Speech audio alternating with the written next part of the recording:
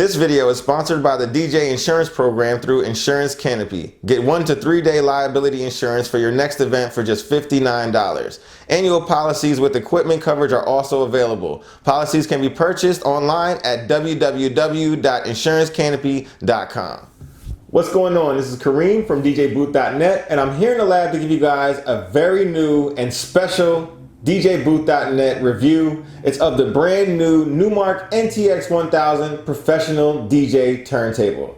So this turntable has just come out in the market. It sells for about $399, and we all know that Numark is a part of the InMusic brand, which also produced the new Denon VL12 turntable, which is also a professional turntable. So a lot of people are really interested in what's the difference between the two. I really can't tell you all the differences since I didn't use the Denon VL12 extensively, but I have used it here and there at different trade shows. So I can just tell you what I know from what I've seen and what I've actually used. And also I can let you know exactly what the new Numark NTX 1000 is all about. It's a really professional turntable. It has pretty good overall build quality. There are some plastic parts and some thin metal panels on the NTX 1000 to give it a lighter weight than some other turntables that are out there on the market, but it does have a construction that is definitely going to hold up and it's definitely going to last. It comes with a really cool dust cover, which you guys can see is here, and it's removable, has a nice tint to it, so that way you don't actually have to purchase a deck saver like I have for some of my decks in the past. It also comes with this removable head shell. You will have to buy your own cartridge and needle setup, but it does come with an all black Numark proprietary head shell. Really cool, definitely does the job. Also comes with your 45 adapter and all the cables that you guys need to get set up and started. It also comes with a felt thick slip mat. It's really slippery. It is good enough to do all your scratches on, and you really don't need to replace this anytime soon because it's nice and thick, and it really does the job with the slip resistance. It has a nice all metal platter, very heavy, very durable, and it also has a very nice motor in it as well. It has a 4.0 kilograms of force motor in it.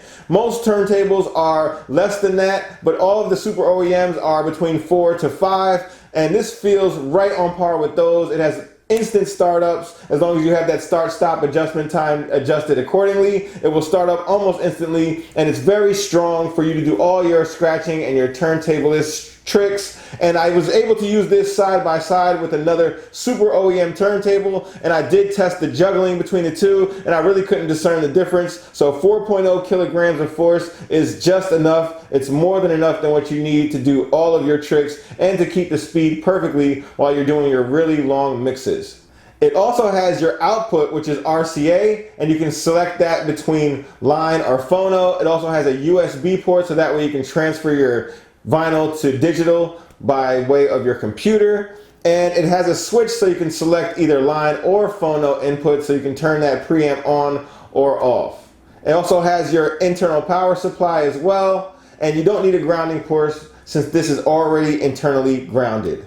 All of your ports are actually on the side of the unit. It's on the side of the tone arm, so that way you can put these in battle scratch position and they'll be right where you need them to be so your cables are out of the way. You don't need any 45-degree angle RCAs or anything like that because they go right to the back of your crate or to your setup, so that way the cables are completely invisible. Also on the bottom of the decks, you guys will find the feet. They seem like the same feet that are from the TTX turntables that were their previous flagship turntables. They're flat, and they are user replaceable if you ever need to. I didn't have any problems with the feet when I was scratching or juggling, so they seem really sturdy, and they are firmly planted for when you're doing all your turntablist tricks. So now we'll go over all the features and functions that are on the NTX 1000. First up, it has a very familiar layout. It has the same layout of the iconic 1200 overall. You have your same start and stop button location. This is a nice metal button. It also has the 33 and the 45 selectors right where the 1200 is. And you also have your twist on-off power selector switch as well. When you do power these off and you're in line mode,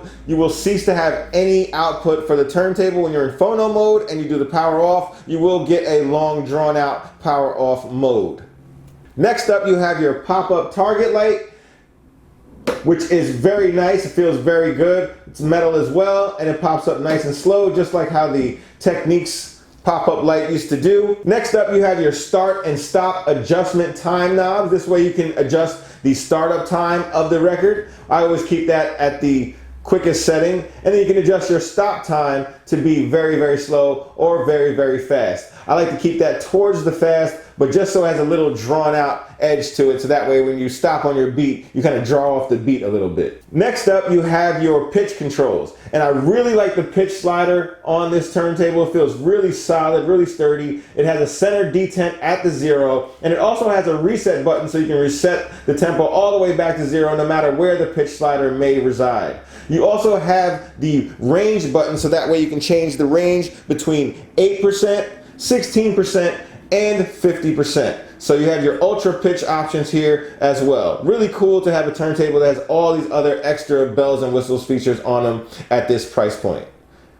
Next up, you have your tone arm, and the tone arm is very solid. It's built mostly of metal. You do have like a plastic base here, but you have your anti-skate adjust. You also have your height adjustment, and you have a nice metal counterweight as well.